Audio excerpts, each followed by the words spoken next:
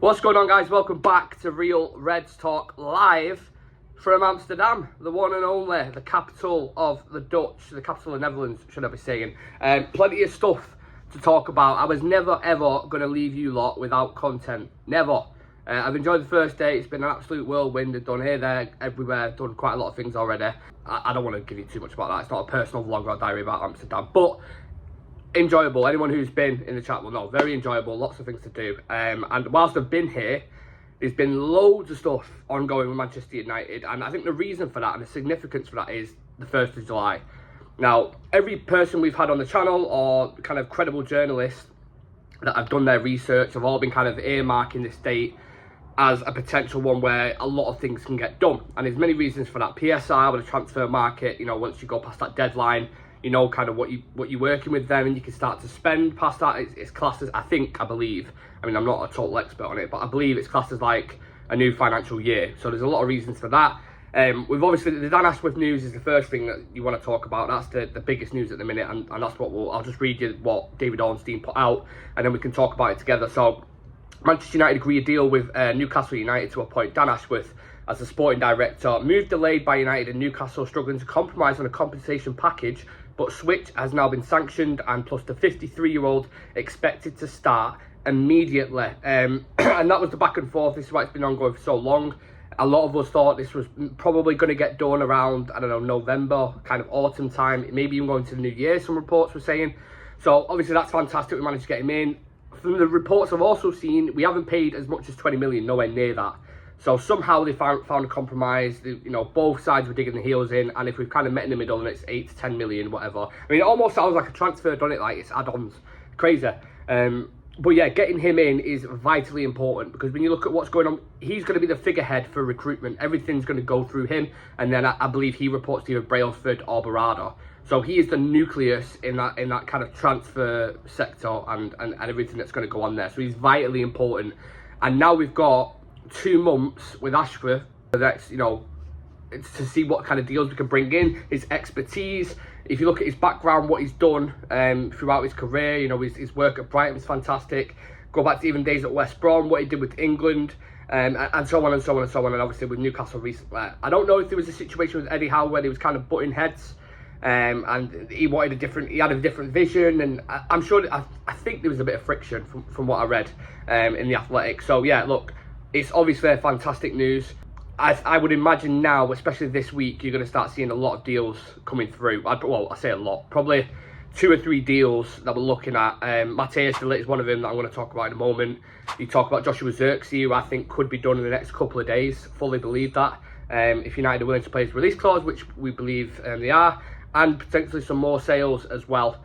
And I'm sure Dan Ashworth is eager to get his feet under the table and start working and start this new Ineos era. So obviously phenomenal news. Really happy about it myself. Let me know what you guys think in the comment section about Dan Ashworth. And yeah, I suppose we've got the big thing for United in the past 10 years has always been recruitment and the way we've gone about things and the type of players that we've bought and the amount of money that's been spent. I think you're going to see a dramatic change in that over the next course of 2-3 years. I mean, already some of the deals you've seen already. Again, some of them are controversial. Sometimes, you know, some people don't like the players or they don't think they're a good fit. But typically, United would always just go for the big star that cost 80, 90 million. And even if they're not a big star, e.g. Maguire, they'll still push it towards, somehow get towards like 70, 80 million quid. So to go away from that, it's actually refreshing. And maybe if you look at where we're at a club, as a club, sorry, at the moment, maybe it is the right time to get players in that aren't just superstars straight away, people that we can build with and get to a certain point, and then you can start to add your certain superstars, you know. If you're going to build a cake, you don't start with the fucking cherry, do you? You do with the base. Get the base, get the cream filling in, the icing, and whatever else fucking goes in that. I mean, I'm sure my girlfriend, I don't know where she is, but I'm sure she'll tell me the difference in cakes. But everyone knows you don't start with a cherry. You work your way up to that. Even Ratcliffe said we're not just going to buy an Mbappe. We want to find the next Mbappe. You get these youngsters in. We've already got you look at our squad, you look at Ahmad, Garnacho, Kobe, Rasmus. You've got a lot of young talent to work with there. You get a couple of senior pros in there who've been about Europe, your Ugartes, maybe your De Ligts and these kind of kids, and blend them in, and that'd be a good experience. I still think we're lacking some leaders in there. I think we could buy some experienced players, and someone like a De Ligt, even though he's 24. I mean, we can get onto De Ligt now, to be fair. We've had some breaking news that Bayern Munich are demanding at least 42 million plus bonuses for Matthijs de Ligt. We're in talks with his agents and his entourage is open to the move. Despite not having Champions League or anything like it, clearly wants game time. He's worked with Erik ten Hag before, his youngest captain in Ajax's history, I think, at the age of like 19, 20. Captain Champions League semi-finals, had a huge reputation. Went to Juventus. Again, don't want to cover all ground because we've spoken about it on the channel before, but just a quick crash course. Went to Juventus. Bonucci and Chiellini didn't take too kind to it, but you would have thought he had a good defensive education there.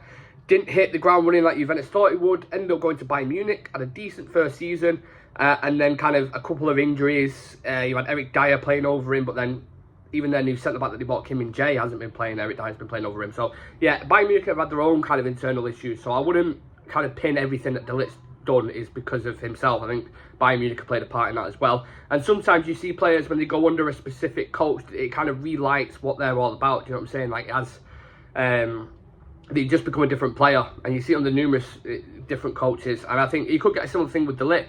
However, there are red flags. The injuries that I've spoken about is definitely something to keep an eye on, because we don't want injury-prone players. That's something we've had an issue with for a long, long time. I think price-wise, if you can get him 40 million, that's not bad. It's decent for a 24-year-old who, had he been playing consistently for Bayern Munich, you're probably talking 60 to 70. So, Ten Hag sees good value in the player. Again, there's so many different angles you can go with this. You can look at Lisandro, for example, who's done phenomenally well for us, but he has been injured. He has been missing, but he's one of our better players. If you can have a similar impact to Lisandro, you've got a rock-solid defence there. And he's a great option for 40 million. But then you take in the wages, how much he's going to cost. You're looking at, what's he on, 250 at Bayern? Is he going to be willing to take a pay cut? How are Ineos going to manage this wage structure if you're going to sign a player? Will he want a boost? Will he want to go up to 300?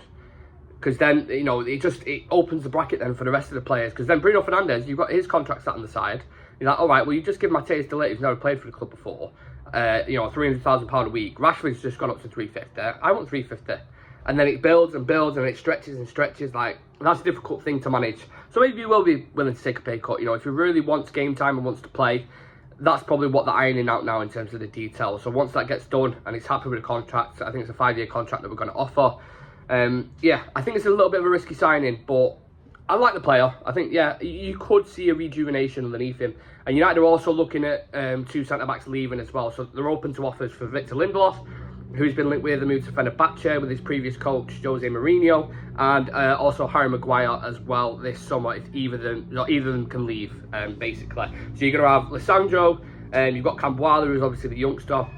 It'll take time to integrate into the squad. You're going to have potentially Matthijs de Ligt. Obviously, they want to bring in Branthwaite as well. It's not just one or the other. And then maybe they'll keep hold of one or the other, Lindelof or Maguire, depending on how we can kind of work in the market. So I think that's very interesting. I like the moves that we're looking at. I mean, you look at it, the targets we're speaking at the minute. Zirkzee, I think, when we have a discussion and we say what we all wanted in terms of a second striker coming in, what did we say? Someone who's different to Rasmus Højlund, someone who's a similar age profile, and someone who can challenge for that spot. Zirkzee fits that mould perfectly. He's almost the opposite to what Højlund is. Højlund's someone who likes to run in the channels, he's physical, bit of a box poacher. He's still raw in certain areas, granted. I mean, you've even seen that in the Euros. Zirkzee as well is also someone who's not the finished article, but he's more of a 9.5 and a 10, someone who's creative, someone who will look for the other players. And I think if you look at the dynamic with our attackers, the way the wingers are, with like how greedy they are in Rashford and Garnacho and these kind of guys, maybe actually putting Zirkzee in there for certain tactical setups in certain games could really work. Because he's one of them unselfish players who will provide. He's almost like a Firmino for Liverpool, for example. You think about Salah and Mane for them, inside forwards, kind of, I won't say very, well, they were greedy, weren't they? If you just, if you're going to label the tin how it is, they were greedy. So having Firmino actually in there really worked well. And I think you can see a similar thing with United. So Zirkzee, I am all for. De Ligt, there's some concerns, red flags, I agree with. Branthwaite, I think it would be a phenomenal signing, but Everton seem to be holding very firm on this, and of course the PSR deadline has passed now as well. So yeah, there's a couple of one like, not sure.